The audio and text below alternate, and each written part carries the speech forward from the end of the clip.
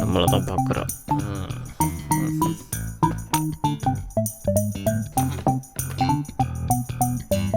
அவர் ரொம்ப நல்லவரா இருக்காருக்கா. யாரு அவனா? ஆமாங்கக்கா, போட்டோ எடுத்தா அனுப்புன்னு கேட்கணும். ஆனா இவரே எடுத்து அதை சென்டும் பண்றாரு.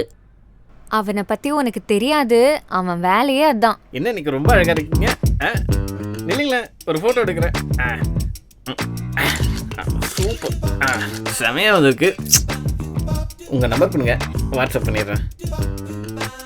ஒரு வாரத்துக்கு ஓகே. அப்படியா? ஹாய். என்னக்கா சொல்றீங்க?